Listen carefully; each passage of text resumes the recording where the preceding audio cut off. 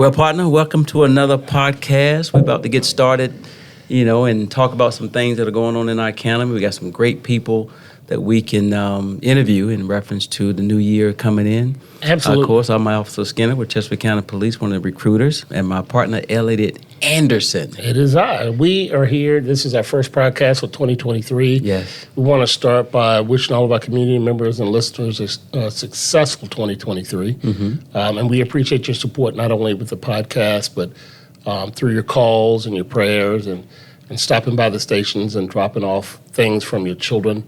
We really do appreciate the support. It's gone a long way to help our officers and our staff. 2022 was a great year for us. It was. Especially doing podcasts, getting information out to our community on what we are doing and partnershiping that we have in our community, which is good. And, of course, last year we started out with our chief. Yes. And talking about things that are going on in our county. This year we're starting out with human trafficking. Human trafficking. So January is National Slavery and Human Trafficking Prevention Month, and we have two of our detectives who specialize in that area in our Special Victims Unit. It's a crime that people are really passionate about. Yes. Television is given a lot of media attention to, but there are some misnomers and some miseducation about that. So Exactly. Hopefully today we'll go through some of the ways to prevent people from being human trafficked, as well as education. Let's get them to introduce themselves to our audience, and we'll get started. Let's start with the first, Detective Joanna Hartsook, who has been in the department 17 years, a VCU grad, and started in our county as an 18-year-old working. And she is what I would refer to as a career changer person. Yes. She had worked in public affairs, human resources before she made the best move and became a police officer with the police department. And doing well at it. Right, doing a great job. Joanne, can you introduce yourself a little more about your work history? Sure. Well, thank you for having me today. I am working currently in the Special Victims section. I do specialize in human trafficking and internet crimes against children, which really do go hand in hand, human trafficking and internet crimes. And I'm happy to be here today to talk to you a little bit about how you can recognize human trafficking in the community. And if you start out with your career, where do you start out at? Patrol officer? So I did start out in patrol, 4 years in patrol, and I've been in special victims, for 12, 13 years now. Oh, wow. It's kind of wild. Awesome. That's a long tenure in that unit. Pretty stressful unit. It is. And we'll talk about the educational stuff, what it does, because you get recertified or get more continuous education as you go through the position, correct? Absolutely. Okay. Special victims and human trafficking and crimes, all of that is just continuously changing and updating, and we always like to stay at the forefront of knowing what's going on in our area. I like it. And our second guest today is a return to the podcast, which is a rarity on the podcast. Yeah, we don't go back. We don't go back, but you know what? When we got good people doing good things, we gotta lift them up. And we have Detective Chris Lee, who is a graduate of Grove City College in Grove City, Pennsylvania. He previously was a school teacher for about 8 years. And again, a career change person who made the jump to become a Chesterfield police officer. Right. So Chris, can you introduce yourself a little more about your work history to the listeners? Yeah, sure. Also glad to be here. Thank you for the invitation. My name is Chris Lee. I was a teacher for actually almost 10 years, middle school and high school, and then just made the career change. Did 3 years in patrol for Chesterfield, and now I've been in special victims for about 4. Okay. All right, so let's jump right in. Human trafficking, what is it? So human trafficking is when you're selling a person, right? So you're selling their labor, sexual contact with that person. If it's their labor, it's not just that they're employed. All of us are being paid to do jobs, right? And that's not slavery or human trafficking. But you're selling their labor in a way that is unethical or illegal or inhumane. So you may not be paying them in full. You may be working too many hours, the work conditions, or... Right, and of course there's a fine line between things that are civil issues or like federal employment law issues or things that are actually a crime, and there's some bleed over between them. But yes. Okay. So we know labor, and a huge part of what the media focuses on is the sexual part of human trafficking. Can we discuss that? And what we want to know is, what is the Chesterfield County Police Department doing about it? Are we doing anything about it? What can the public do to help us? Absolutely. So human trafficking has been a buzzword for a while. I think that if we are on Facebook, if we're on Instagram, we see lots of posts about, community members saying they were at Target, they were at Walmart, and someone followed them and they were concerned that they were going to be brought into labor trafficking, human trafficking. What we're seeing in Chesterfield County really isn't that right now. What we're seeing is that traffickers are actually in pretty much all of our homes because they're on the internet. They're on the internet, and the internet is on phones. And phones are in the hands of adults and children. Mm-hmm. And so what we're seeing is that children are being reached out to by adults through different, social media apps. And that is how they are finding their way to our youth that maybe are a little bit more ready to leave home. Mm-hmm. They're not happy at home. Maybe they think that they are, older than they really are. They have access to social media. And that is how traffickers are finding people. Mm-hmm. We're seeing that with some of our runaways. We're seeing that with, our youth who are just wanting to leave home. So it's really not quite what we're seeing on the internet or what's being put forth like in TV shows and movies, like Taken. That's not what we're seeing here. Can it happen? Absolutely. But it's just not the Chesterfield County. It's not what we're seeing.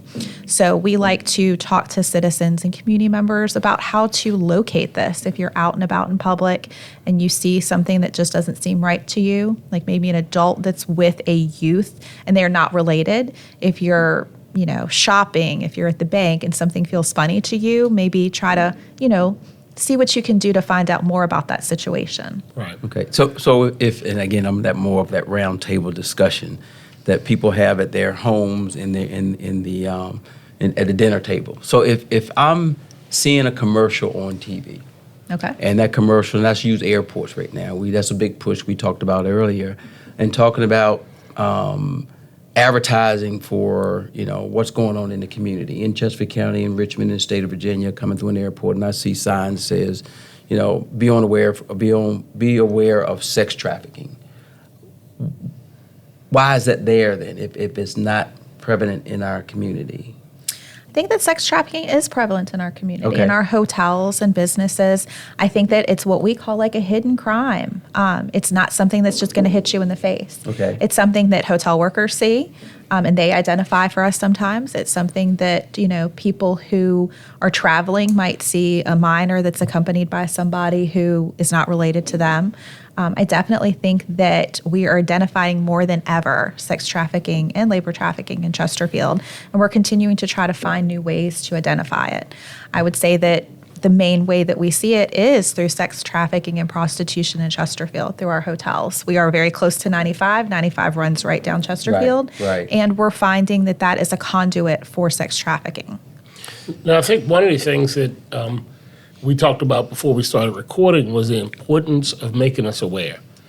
And we want people to be able to call a non-emergency number at the police department, or they can call the Crime Solvers number. We actually prefer the non-emergency number because it's a quicker response. It's an immediate response from people working in patrol. Why do we need an immediate response? Well, a lot of times these crimes become much harder to investigate if there's been a delay. And we understand that there's some people who may not feel comfortable just reaching out to the police. And if they want to have an anonymous way, we have the whole Crime Solver set up through the app or the phone number. And I see you got it written down there, so I'm sure you'll tell them what it is. But if they're willing to call directly, and we're not going to call them back and harass them unless we need a fuller witness statement and they're willing to give it. But if there's something that they see right now that's suspicious, it's going to be way harder for us to track that person down. Let's say it is someone, like Joanna mentioned, who is traveling through the area and is stopped at a truck stop or a Wawa or Sheetz or whatever. If there's something suspicious they see now and you tell us through some national hotline or something like that, it's great that you told us, but they're already in Maryland or Maine or Florida, and it's going to be much harder for us to build that investigation without having the people right in front of us, just like any other type of crime. Sure. If the people aren't there still, even something simple like a shoplifting, if they're not there on scene still, it's going to take longer to investigate. Okay. Right. Well, give me an example of, I'm a parent, and I have a child, and what would be that I can recognize that something is not right. My daughter has received a phone call. I know we talked about, again, the computers and all that. Give me an example of what I can look for as a parent. I know you discussed some of that, but I want to be aware of what's going on in my house. that you get, the typical call that you would get on sex trafficking? Sure. So if it's a child, right? So a juvenile that's still living in the home with their parents, and this is a lot of what Joanna does, so I should really be letting her talk about it.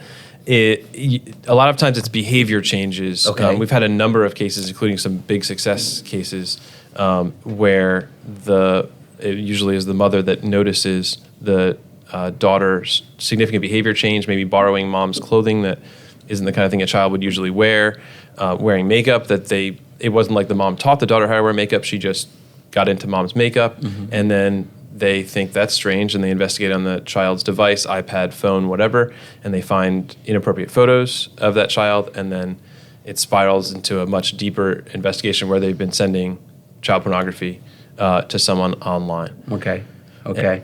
And one thing, too, is changes to social media. You know, a kid who's 12 or 13 goes from posting pictures of themselves with their cousins, themselves outside, to then posting more provocative images that are not selfies taken by them, but obviously taken by a third party. One that we worked in conjunction with Prince William County a few years ago, it was a teenage girl who was rescued, and her abuser was criminally charged. She wasn't a blood relative. The gentleman had contact with the police and claimed to be her guardian. She described him as her older boyfriend, but her social media, to Joanna's point, went from being normal teenage girl social media to being photos taken again by someone else because they were farther back, and multiple photos spliced together showing her in more revealing attire from multiple angles. And all of us would associate that kind of photography with a product being sold. In that case, thankfully, the agencies worked together, and she was rescued out of that probably before she was actually sold, but it was clearly going in that direction. Right. So is there a way that parents, because I don't have children, but I do have two nieces, and when they got smartphones, I check them all the time. If I'm paying the bill, then, I pay the cost to be the boss. And that means you got to pull your stuff up. I need to see it. I need passwords. I need to have all of that. Absolutely. Are there apps that parents can put on these phones or computers so they can, if I'm in Chesterfield and they may be in Virginia Beach, is there a way that I can still check it? I mean, there's got to be some type of controls that I could control that they can't cut off, because I have seen kids, cut them off. There definitely are. I recommend Family Link. That's personally what I use for my child's phone, so that I can see all websites accessed. I can shut things down if I need to. I have to approve every single app. That's just one example of a number of different, parent watch type of apps you can put on a smartphone. I think it's important for parents to remember that even though it might be a phone that their child uses, it's still their phone. Right. What we see in most of our cases where a child is solicited through the internet is that this happens at night, when parents are asleep and there is a smartphone in the room with the child, or an iPad in the room, or their Chromebook. You don't know what your kid's doing in there at night, and you don't know who is accessing your child in your home through the internet. So we definitely recommend that at bedtime, all electronics come out of the room, so that that's not even a concern. If you have possession of them, then you don't need to worry about that. Right. And that's my family rule as well. Joanna mentioned one software solution. There's ones, so the major phone platform software companies have built-in ones, and if you don't prefer that, or if your family has like some iPhones and some Android phones or whatever, there's cross-platform ones, Bark, Custodio. I mean, there's many of them. We're not endorsing any of them, but that requires the parents do that research, right, and potentially spend a little bit of money if they want one of those third-party products. Just realize this is your child's safety, right? So $50 a year, $100 a year, whatever it is a very small price to pay. We just need to invest the time and whatever it costs. But these investigations sound very time-consuming. They are. Can you talk about what goes into the investigation, and do we work with the Commonwealth attorneys to figure out how we need to successfully prosecute? Do you work with other jurisdictions? Are they a task force together? Absolutely. So let's see if I can remember all those questions. We'll go backwards. There are task forces. We are both on the FBI's Richmond office Human Trafficking Task Force, and there's several other detectives on it as well from Chesterfield. So there is that. There is definitely a lot of regional cooperation. So, for example, I've already gone to Texas for a sex crime-related case, and that jurisdiction was very helpful. Shout out to Grand Prairie, Texas. So we definitely have to have a lot of that cooperation. But the details of the investigation are really going to vary widely based on how it comes in, right? So if it's the way that Joanna and I have described it, that scenario where a mom discovers very suspicious, concerning behavior by her daughter, that's going to be someone is going out there, whether it's patrol or us right away. And obviously, we don't want to go into too much of the detail of how we then try to catch that abuser because we don't want to show all of our cards. But that will be a very quick follow-up type of investigation to try to make sure the evidence is preserved and that that child's parents understand how to keep them safe from further contact. Because those kids are better at technology than we are, probably, right? Oh, no question. So they'll find another device and reactivate the same account or make a new account. So a lot of what Joanna does is that immediate follow-up education of the parents as well. Okay. I know one of the things I've had some personal experience with was taking a friend of mine's child, took some nude photos, sent it to someone over an app, and within a day, they wanted to be paid for those photos or they want to post them. And of course, they paid like $250 before they contacted me, and I said, don't pay. I mean, it's out there. If they have it, they have it. Do we see a lot of those type of things? Is that a initial way to get into human trafficking, or is that just simply not simply, but a financial type crime? We have seen a huge uptick in reports of blackmail extortion for, nude photos. What we have seen in several cases is that an adult male is on a normal dating app. They meet on that dating app what appears to be an adult female. They exchange through text or through the app nude photos, at which time the female comes back and says, actually, I'm 15, 16, and you are in possession of child pornography. And that's when the blackmail extortion starts. Pay me or I'm going to go to the police. Mm-hmm. Pay me or I'm going to release your nude photo. Obviously, in that situation, we encourage you to report it. What we are finding, though, is that a lot of these people are outside of the United States. So, being really cautious is always important with the internet because anyone can be whoever they want to be on the internet. Right. Well, I'm a TikTok person, and I like watching TikTok. I do. There's some good stuff come up there. I want to ask you, again, I don't know if this is true. I get it from my family, that if I'm at a service station and if I see some type of tissue or rag in my door, did not touch it, call the police because it may be something on there that put me to sleep or whatever. If I touch it, is that a method that folks are using to kidnap people? It's not one that I'm aware that we've seen in Chesterfield. Again, we're not saying that these more dramatic scenarios that you might see on a television show or a movie couldn't happen. True. If it's suspicious, whatever it is in your life, if you're in Chesterfield, you're welcome to call us and an officer will come out and make sure it's safe. Use gloves to remove it if you don't want to touch it. But it's not a scenario that I'm aware that we've seen in Chesterfield. And we have several other officers or detectives in the room, and none of them are waving at me telling me I'm incorrect. So I don't think we've seen that happen. Okay, cool.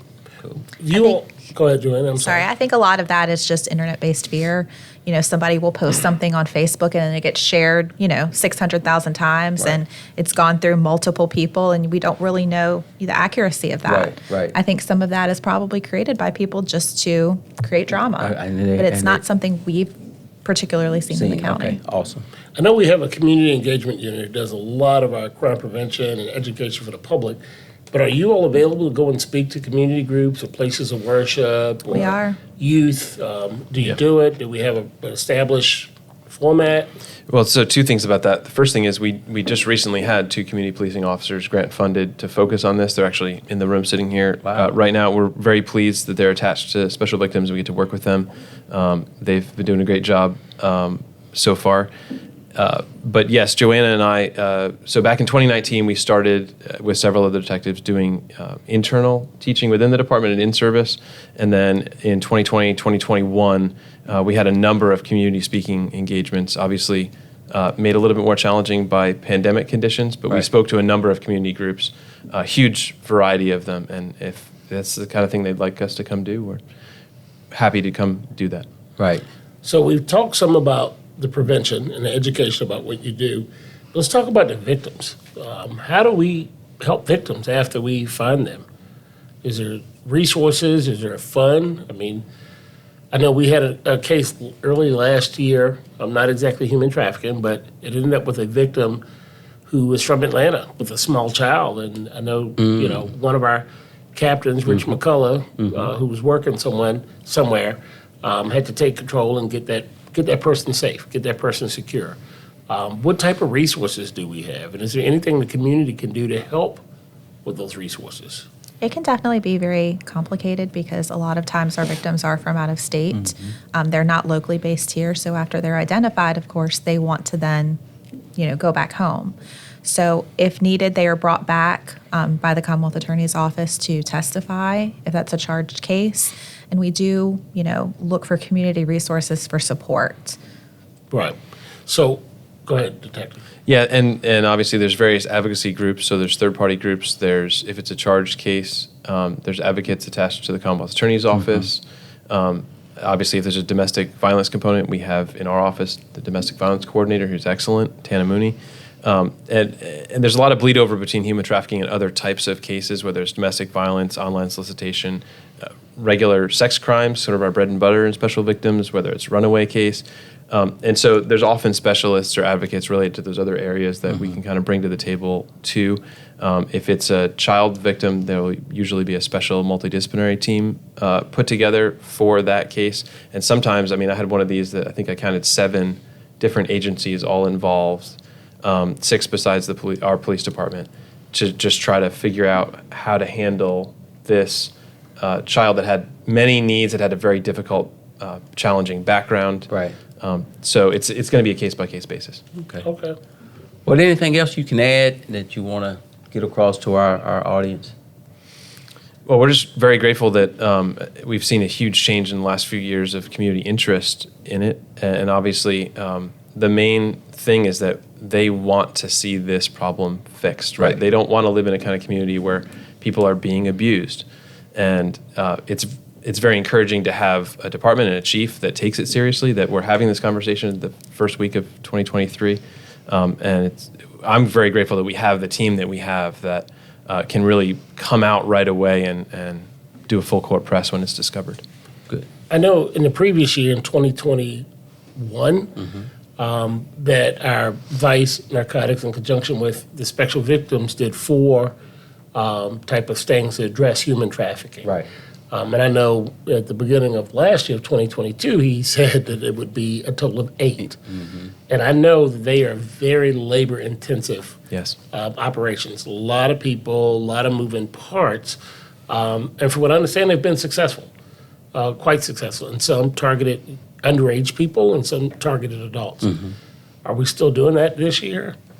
We're using a bunch of different ways to try to make sure our community is safe from human trafficking. And, our hope is that eventually we actually don't arrest anyone because we have made it where traffickers don't want to come to Chesterfield County. Right. So we encourage that if anyone sees something, that if you see something, you say something. Yep. Continue to help us identify victims, and we're going to continue to proactively do our part to identify them as well, so that the community is safe and everyone knows not to come to Chesterfield County. Right. I know we talked about some numbers we want to give to the community to contact us, of course, Crime Solvers and others. So with that said, if the things that we're doing, the things that you all are doing, we thank you, and that is a partnership that we have with the community. And if you don't have anything else to add, I want to thank you all. Really, this is the thing that we try to do, is educate our community and let them know that we have people out there, organizations, or we have units that will come out there and take care of their needs. And that's why I think Chesterfield County is doing as well as they're doing in our region. Partner, you good to go with some numbers you want to give out? Yeah, the first I'm going to give out is our Crime Solver number, which is 804-748-0660. That's 804-748-0660. For the immediate response, you can call 804-748-1251, which is our emergency communications non-emergency number. And that's, again, 804-748-1251. If you see something, say something. Exactly. Regardless of how big or how small you think it is, and let our specialists get involved and try to save someone's life. Exactly. It's a serious crime. To have someone human trafficked, and we want to do whatever we can do to make sure that the people in this community are safe, as well as people visiting or passing through. Awesome. Well, that's another great program. Yeah. Another great podcast. Starting the year off right. Of course, we got our recruiting that we always put in the in the front of folks and let them know that we are still hiring in Chesterfield County Police. And of course, I don't know the website. Yes. Yeah, we are still hiring. And if you're interested in applying for a police officer position or a lateral or a police service aide, you can go to joinccpd.org. That's joinccpd.org. We're on track to have 2 academies this year for basic officers as well as lateral. So we are moving forward, and we can use some good quality men and women. And our PSA program. Got to have that. Police Service Aid program. Love that really program. Yeah. Great opportunity for 18-year-olds. All right. So thank you very much, Detective Skinner. And Always. I'd like to give our first shout out of the year to our production staff, Chris Rizzuti, Still Brenda doing that Shaduli, still doing their thing, setting it up, making it happen behind the scenes. And we look forward to keeping you as our listeners in 2023. Awesome. Thank you. Thank you, guys. Appreciate it.